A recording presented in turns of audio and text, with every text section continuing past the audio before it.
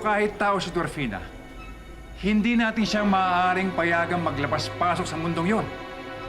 Kinuha natin siya upang maging prinsesa ng mga duwende. Kaya dito lang siya dapat manatili. Hindi na ako ikakalixto. Paano kung hihinahon na Biana sa nangyayaring ito? Nakakalimutan mo na ba kung gaano ka-importante si Dorfina sa kahariang ito? Hindi ko nakakalimutan yun.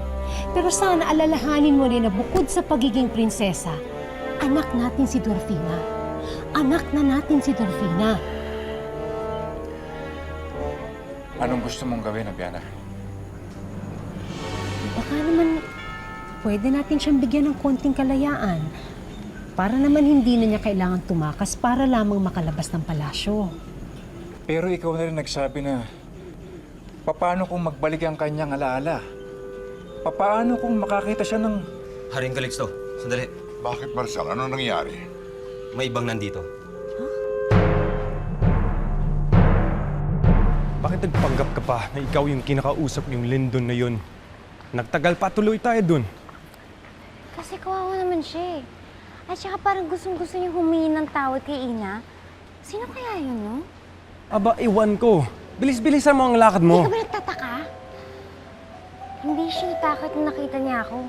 Hindi katulad ng mga ibang tao kapag nakakita ng duwende. Hindi ka lang niya nakita ng mabuti.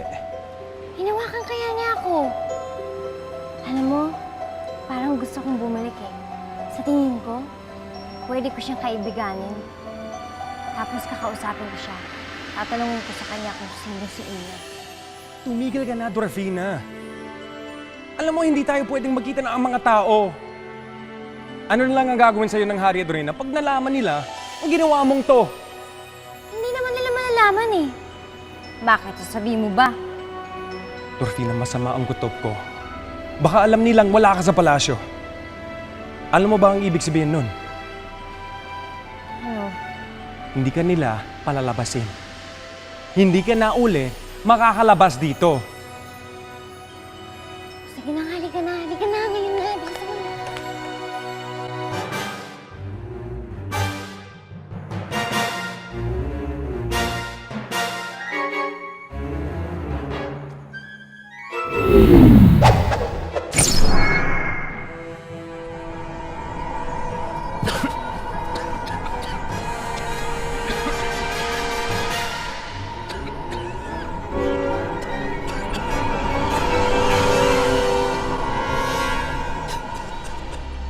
Marshal! Marshal! Marshal! Marshal! Ano nangyari? Marshal! Marshal? Kapalapit lang siya dito.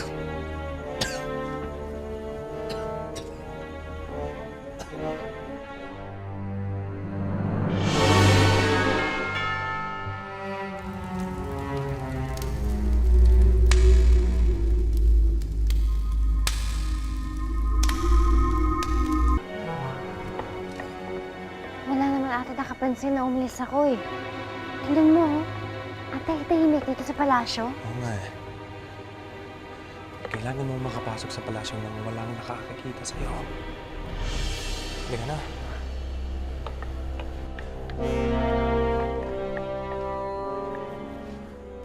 Ano ba talaga nangyari, Marshal? Hindi ko po alam, mahal na Reyna. Bigla na lang nanikip yung dibdib ko at inatake ako ng ubo.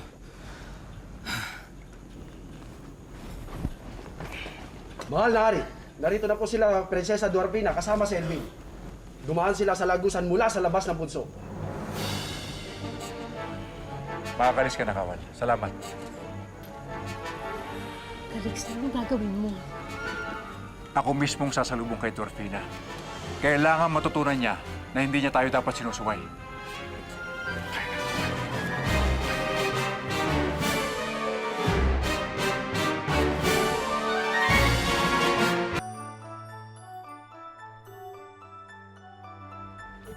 Sige na. Dito ka na lang, kaya ko na. Basta ang usapan natin ha, hindi ka magpapakita. O sige na, sige na. Baka mahuli pa tayo. Sige. Mahuli saan? Ama? Mahuling lumalabas ng punso? Hindi po. Huwag ka na magsinungaling pa. Alam namin na galing ka sa mundo ng mga tao. Alam mo naman na hindi ka maaaring lumabas ng palasyo. Calixto, Ano bang importante ginagawa mo doon at sinusuway mo kami ng iyong ina? Hindi po, Ama. Di ba, Elvin? Wala naman tayong ginawa. May nakita po siyang mortal. Ang lalaking si Lyndon, siya po ang pinuntahan ni Dorfina para makita niya.